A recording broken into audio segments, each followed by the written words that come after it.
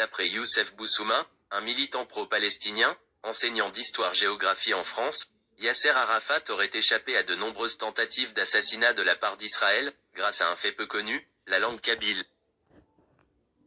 En effet, Yasser Arafat, qui avait réussi à déjouer tous les complots ourdis contre lui, semblait jouir d'une fabuleuse baraka.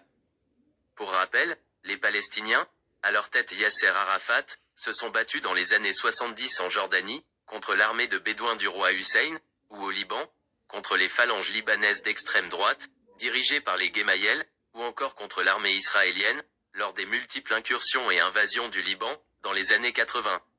Durant toutes ces années, Yasser Arafat a survécu à tous les complots pour le tuer. Plus particulièrement, la période de la résistance à l'invasion israélienne du Liban en 1982, contribua à forger la légende d'un Arafat insaisissable. Ainsi, cet été 82, le criminel de guerre Ariel Sharon, mandaté par Menahem Begin, avait pour mission d'assassiner Yasser Arafat. Beyrouth pullulait alors d'agents de tous les services secrets arabes, occidentaux et bien sûr israéliens, soutenus par leurs alliés phalangistes. Durant le siège de Beyrouth par les Israéliens, Yasser Arafat se déplaçait sans cesse dans la ville, afin d'échapper aux agents et aux bombardements israéliens. Ainsi, à peine sorti d'un abri, que les avions de chasse se précipitaient et pulvérisaient cette cible, mais toujours quelques minutes trop tard.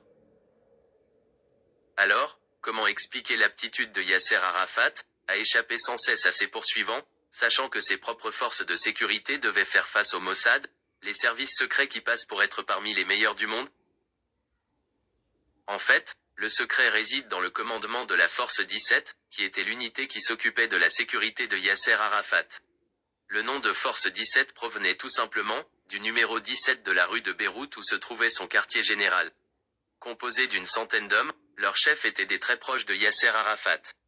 C'étaient des combattants de la première heure, qu'il connaissait personnellement.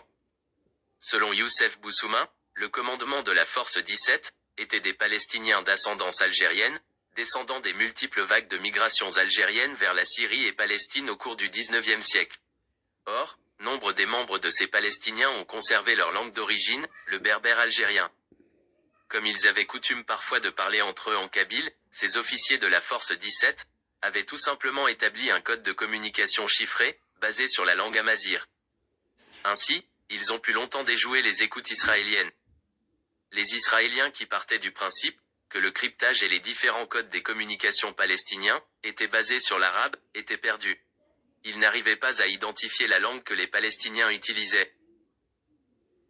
La présence de nombreux Kabyles en Palestine qui ont suivi l'émir Abdelkader est connue.